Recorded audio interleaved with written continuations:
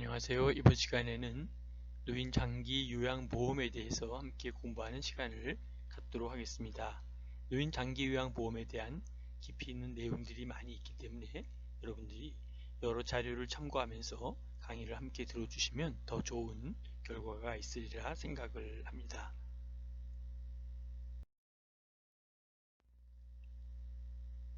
내용을 살펴보겠습니다. 첫 번째는 적용의 대상이고, 두 번째는 장기 요양의 인정이며, 세 번째는 급여와, 네 번째는 재원, 다섯 번째는 전달체계, 여섯 번째는 노인 장기 요양보험의 쟁점이고, 마지막 일곱 번째는 노인 장기 요양보험의 발전 방안에 대해서 함께 공부하는 시간 갖도록 하겠습니다.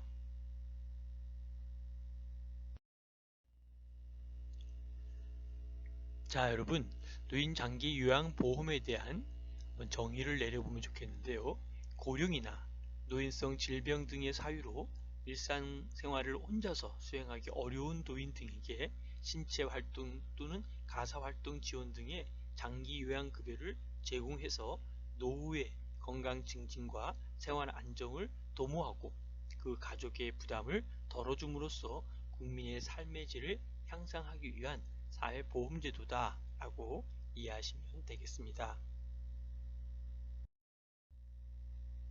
자, 노인 장기 요양보험에 대한 부분 중에서 적용의 대상을 함께 살펴볼 텐데요. 노인 장기 요양보험 가입자와 그 피부양자 또는 의료급여 수급권자 중 65세 이상의 노인 또는 65세 미만인자로서 치매, 뇌혈관 질환 등의 노인성 질병을 가지고 있으면서 혼자서 일상생활을 수행하기 어려운 장기 요양 인정을 받은 자에게 장기 요양보험을 적용하게 됩니다. 자, 그럼 장기요양 등급 인정자는 2017년 12월 말 현재 총 585만 2,287명이고 65세 이상 노인 전체의 8.0%에 해당된다라고 보고되고 있습니다.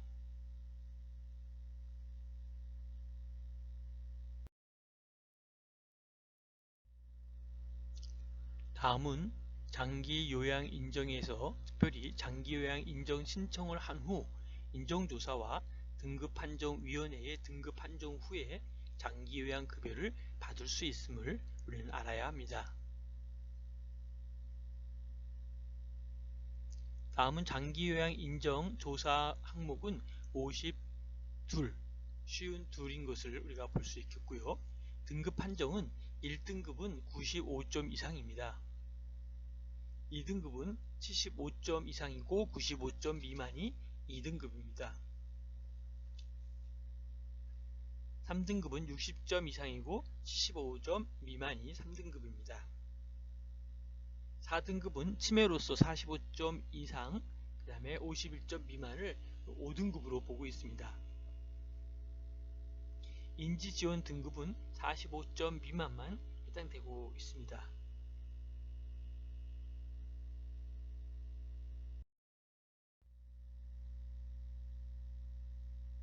다음은 급여로서 함께 생각할 것 중에 장기 요양급여입니다. 첫 번째는 재가급여인데요. 재가급여와 시설급여, 특별현금급여로 나눠져 있습니다. 재가급여를 먼저 살펴보면 방문요양, 방문목욕, 방문간호, 주야간보호, 단기보호 및 복지용구로 나눠져 있습니다.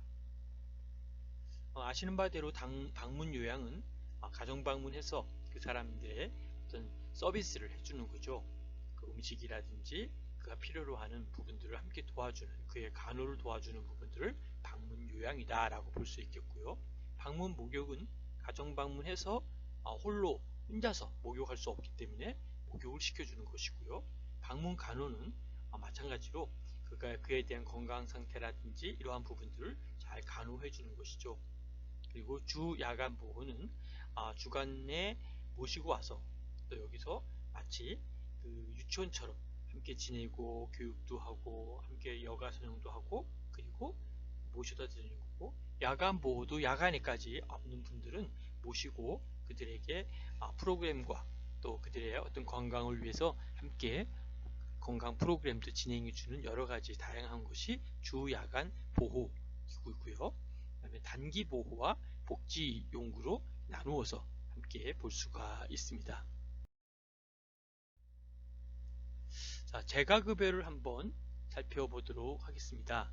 재가급여 하면 어떤 것일까요? 아까 말씀드린 대로 방문 요양이죠. 장기 요양 요원이 수급자의 집을 방문해서 목욕이나 배설이나 화장실을 이용하는 것을 말하고 있습니다.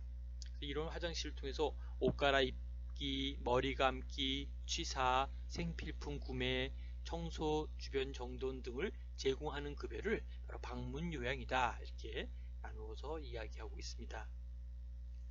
방문 목욕은 글자 그대로 장기 요양 요원이 목욕 설비를 갖춘 차량을 이용해서 수급자의 가정을 방문하여 목욕을 제공하는 급여가 바로 방문 목욕 프로그램이다 라고 이해하시면 되겠습니다. 다음은 방문 간호인데요. 장기 요양 요원인 간호사가 의사, 한의사 또는 치과의사의 지시에 따라 가정 등을 방문하여 간호, 진료의 보조, 또 요양에 관한 상담 또는 구강위생을 제공하는 급여를 말하고 있습니다.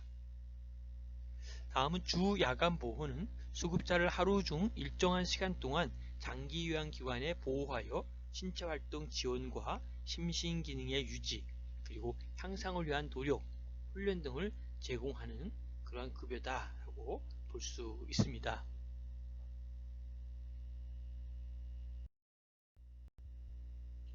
다음은 급여에 대해서 살펴보도록 하겠습니다. 단기 보호는 수급자를 일정 기간 동안 장기 요양기관에 보호하여 신체활동 지원 및 심신기능의 유지, 향상을 위한 교육과 훈련 등을 제공하는 급여입니다. 복지용구는 수급자의 일상생활 또는 신체활동 지원 및 인지기능의 유지와 향상에 필요한 용구를 제공하거나 대여하여 수급자의 편의를 도모하고자 하는 지원 급여입니다. 제목 속에 단기보호, 복지용구 요 속에 사실은 하고자 하는 내용들이 다 담겨 있기 때문에 여러분들이 항상 제목을 보시고 내용을 이렇게 떠올리면 쉽게 이해가 될 것입니다. 다음은 시설급여입니다. 시설급여는 노인요양시설이나 노인요양 공동생활가정에 장기간 동안 입소하여 신체적 수발 또는 신체활동 지원, 심신기능의 유지, 향상을 위한 교육과 훈련 등을 제공하는 급여입니다. 다음은 특별 현금급여가 있는데요. 수급자가 섬이나 벽지에 거주하거나 천재지변 또는 신체, 정신 또는 성격 등의 사유로 장기요양급여를 지정된 시설에서 받지 못하고 그 가족에게 가족으로부터 방문요양에 상당하는 장기요양급여를 받을 때 15만원을 지급하는 급여를 특별 헌금급여다 이렇게 설명하고 있습니다.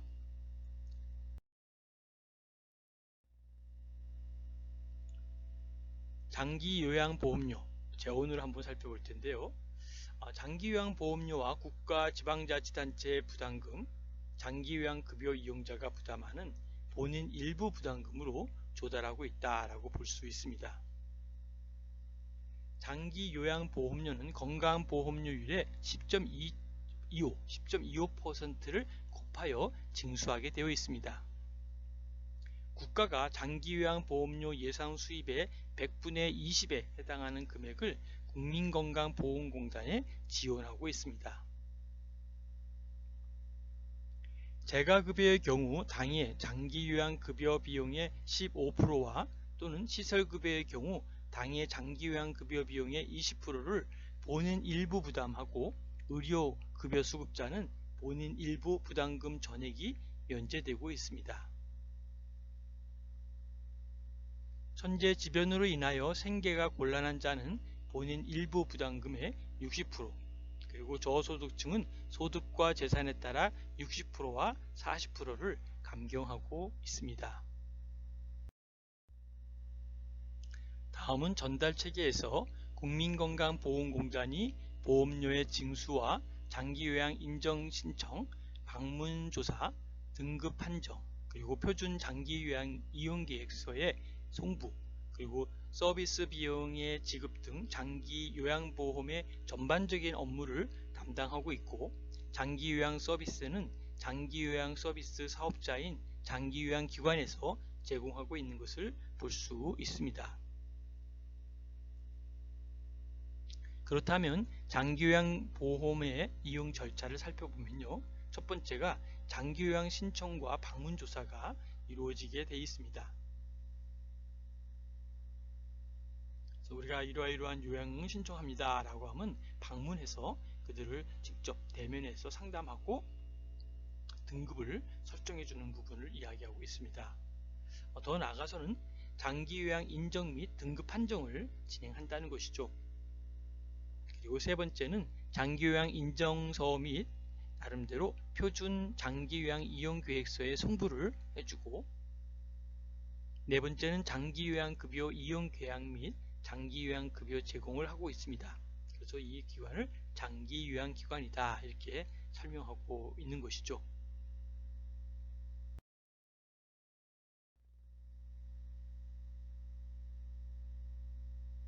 그렇다면 노인 장기요양보험의 쟁점을 한번 살펴보도록 하겠습니다. 노인 장기요양보험 대상자의 부족을 먼저 들 수 있는데요.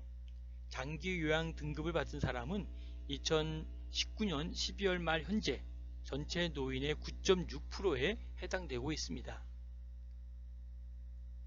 치매 국가 책임제를 실시하여 치매 노인에 대한 등급 인정이 확대될 것으로 보이지만, 일본의 개호보험의 경험으로 본다면 장기적으로 노인 장기요양보험 대상자가 15% 이상 늘 것으로 예상되어서 아직도 대상자가 부족한 실정입니다.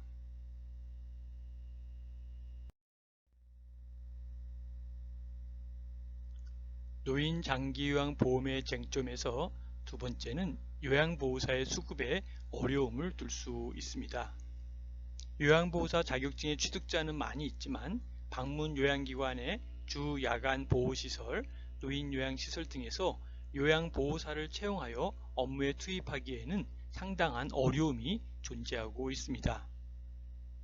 특히 낮은 급여 수준, 그리고 업무 수행의 어려움, 열악한 근무 환경 등으로 인하여 요양 업무를 기피하는 현상이 나타나고 있고, 대도시를 제외한 지역에서는 어려움이 더욱 가중되고 있는 것을 볼 수 있습니다.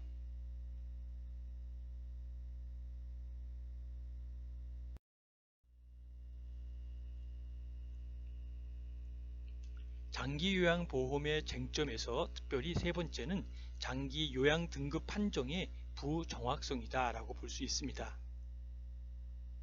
장기요양 등급 판정은 방문조사원의 조사 내용과 또 의사소견서를 바탕으로 장기요양 등급 판정위원회 15인의 위원이 등급을 판정하게 되어 있습니다. 1회의 방문조사로 노인의 상태를 정확히 파악하기에는 상당한 무리가 따를 수 있고, 특히 치매 노인의 경우 1회의 조사로 상태를 정확히 파악하기는 어려운 경우가 많이 있습니다. 또 그와 동시에 등급 판정 도구인 인정조사 쉬운 2개 항목 중에서 특히 단기 기억 장애를 포함한 인지기능 항목의 조사에서 문제가 존재하고 있음을 볼 수 있습니다.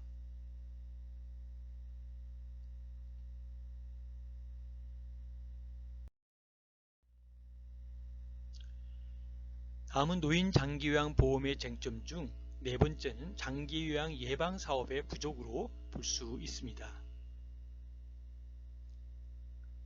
일본의 경우를 보면 2006년부터 개호보험을 예방중시형 급여체계로 전환하여서 지역 포괄지역센터를 설립하고 경증 노인이 중증 노인으로 전환되는 것을 최대한 억제하고자 노력하고 있는 것을 볼 수 있습니다.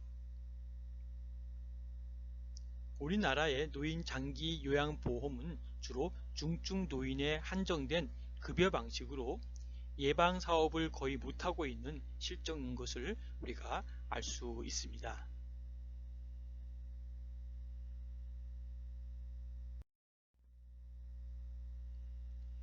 다음은 노인 장기 요양보험의 쟁점에서 볼 때 다섯 번째는 가족 요양보호사 제도의 문제점이다 라고 하는 것이죠. 가족인 요양보호사가 수급 노인에게 요양 서비스를 제공하는 가족 요양보호사 제도가 실시되면서 많은 문제점들이 나타나고 있습니다.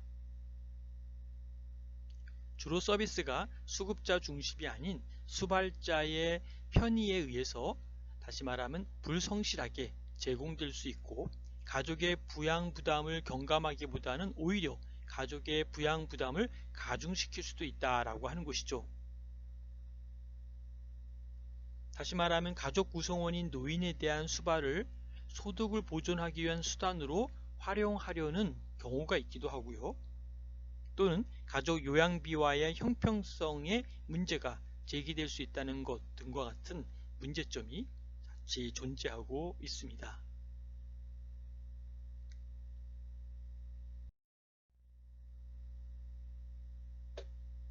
자, 그렇다면 노인 장기 요양보험의 발전 방안을 한번 살펴볼 필요가 있겠죠. 그 중 첫 번째가 요양보호사의 처우 개선과 서비스에 대한 품질 개선으로 볼 수 있습니다. 좀 더 구체적으로 얘기를 한다면 장기 요양 서비스의 그 질적인 개선, 서비스에 대한 개선을 할 필요가 있는데요. 질적인 개선과 지속적인 발전의 차원에서 우리가 요양보호사의 인건비를 일정 기준 이상 유지하도록 해야 한다라는 것이죠. 그래야만이 요양보호사들이 이직하지 않고 또 많은 분들이 참여할 수 있다라고 우리가 예견할 수 있겠습니다. 그래서 인건비를 비롯한 처우를 현재 수준보다 점차적으로 개선하기 위한 다양한 노력이 필요할 것이다 라는 것이죠. 아울러 구체적인 서비스의 품질 기준의 표준화를 시행해야 하고, 주간이나 야간 보호시설과 입소시설에서의 재활 서비스를 더욱 강화하여 요양보호사를 서비스 전문 인력으로 양성하기 위해 실습의 강화 등을 포함하여 교육시간을 대폭 확대하고, 더 나아가서는 보수교육을 철저하게 실시해야 한다라는 것도 여러분이 기억하시면 좋겠습니다.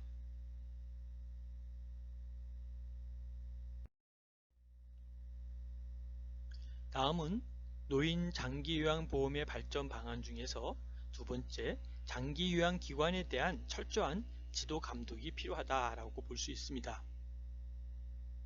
장기요양기관의 관리와 서비스의 질적 향상을 도모하기 위해서 바로 시설급여와 재가급여로 나누어 3년마다 정기적인 평가가 실시되고 있지만, 장기요양기관에 대한 지도 감독은 제대로 이루어지지 못하고 있는 현실입니다. 또한 시설급여 장기요양기관은 물론이고 특히 재가급여 장기요양기관의 운영 실태를 지속적으로 조사해야 하며, 철저한 지도감독을 통하여 운영을 활성화해야 하고, 바람직하지 못한 운영을 최소화하기 위한 노력이 필요하다라고 볼 수 있습니다. 물론 여기에서 장기요양기관에 대한 지도감독도 물론 필요하지만, 사실은 지도감독이라고 하는 이런 부분보다는 좀 더 구체적으로 그들이 잘 할 수 있도록 오히려 지원해주는 그러한 오히려 모니터링 제도 같은 경우도 생각해보면 더욱더 효과적이지 않을까라고 생각을 합니다. 그래서 특별히 장기요양기관의 특별한 어떤 지도감독이라고 하는 그런 맥락 속에서 오히려 역기능적인 또 부작용도 생기고, 또 평가를 받음으로 말미암아 더 어려운 그러한 과정을 겪기 때문에 오히려 그로 인한 많은 시간적인 부분들이 또 소모되는 경우도 없지 않아 있는 것도 우리가 여러 케이스를 보아서 알 수 있습니다.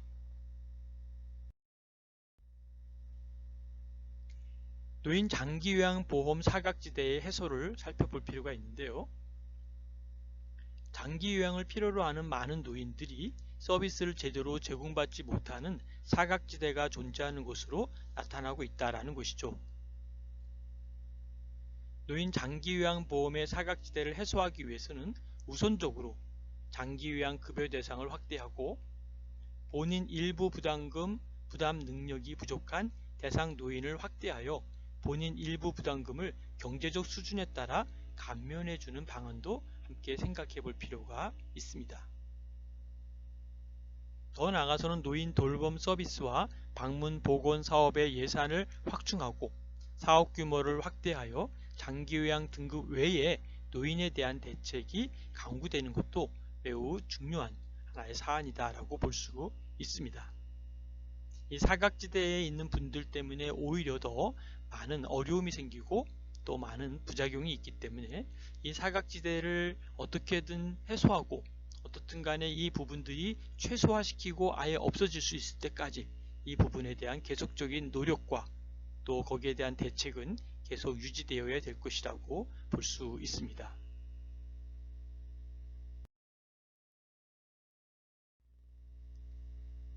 더 나아가서 노인 장기요양보험의 발전 방안 중에 네 번째는 장기요양 예방사업의 실시가 필요하다라고 보는 것이죠. 그래서 노인 장기요양보험이 실시된 이후에는 제도의 정착과 재정적인 안정을 위해서 예방사업이 중요한 사업 목표가 되어야 하며 적절한 재활사업도 이루어져야 한다라는 것도 기억해야 될 것입니다. 그런 의미에서 장기요양 예방사업은 일본의 지역포괄 지원센터처럼 가칭 장기요양 예방지원센터를 전국의 노인복지관이나 보건소 등에 설치하여 장기요양 서비스를 받지 않은 허약한 노인들에게 각종 서비스를 제공하고 예방 기능을 과감하게 수행해야 할 것이다 라고 우리는 알 수 있습니다.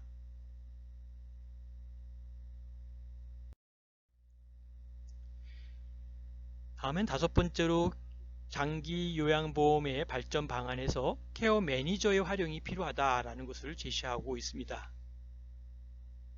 노인 장기요양보험의 사각지대를 해소하고 서비스를 효과적으로 그리고 효율적으로 제공하기 위해서는 장기요양보호가 필요한 노인에 대해 케어 매니저를 활용하여 지속적으로 관리할 수 있도록 하는 것이 절대적으로 필요하다라고 볼 수 있습니다. 케어 매니저를 활용하게 되면 장기요양 대상 노인에게 제공되는 서비스에 대한 케어 플랜을 통해 효과성, 효율성, 비용 효과성의 증진에 기여하고 그리고 노인의 자립 지원에 필요한 서비스를 종합적이고 계획적으로 제공할 수 있도록 할 것이고 노인 장기요양보험 재정의 안정과 노인의 복지 증진에도 기여할 것이다 라고 볼 수 있습니다. 이런 케어 매니저의 활용을 통해서 나름대로 이제 효과성과 효율성 그리고 비용 효과성의 증진을 이루어진다면 매우 의미 있는 노인 복지의 증진에 크게 기여할 것으로 이렇게 사료될 수 있습니다.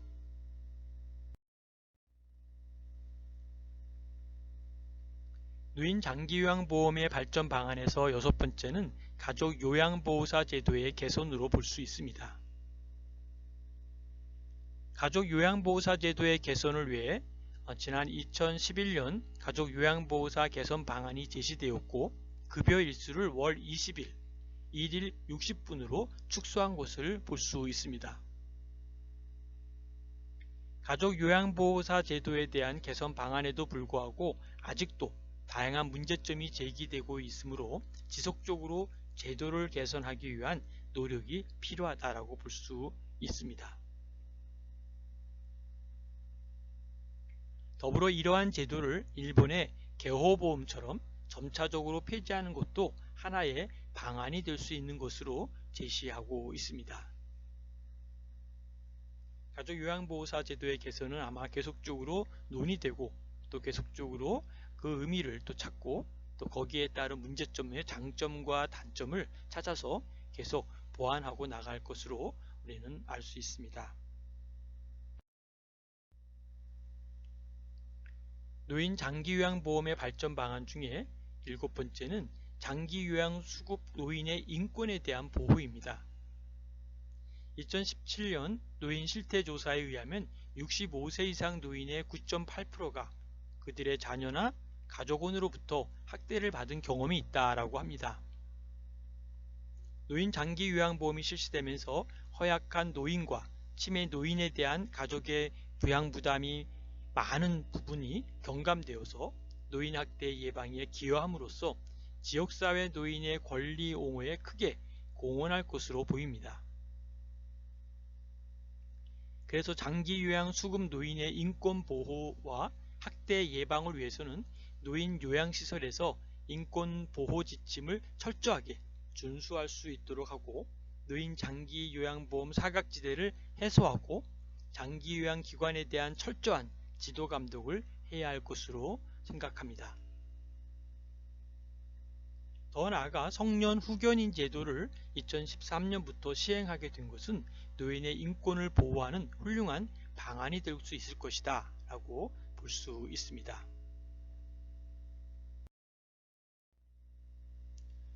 노인 장기요양보험의 발전 방안을 여러 가지로 많이 살펴보았습니다. 그 많은 살펴본 자료들을 여러분들이 조금 더 구체적으로 함께 살펴보시고요. 노인 장기요양보험은 이제 만들어진 지 얼마 안 됐고 아직 정착 중에 있고 하나의 과정 중에 있기 때문에, 또 여러 가지 제도적인 부분들을 계속 우리가 고민하고 만들어 가기 때문에 끊임없이 여러분들이 관심과 노력, 그리고 이 부분에 대한 전문성, 그리고 이 부분에 대한 올바른 그런 방향 제시를 계속 함으로써 노인 장기 요양보험 제도가 더욱더 한국에 맞는, 또 우리 한국의 노인들에게 참된 복지를 줄 수 있는 그러한 제도로 만들어져 가기를 바라면서 노인 장기 요양보험에 대한 강의는 여기까지 하겠습니다. 수고하셨습니다.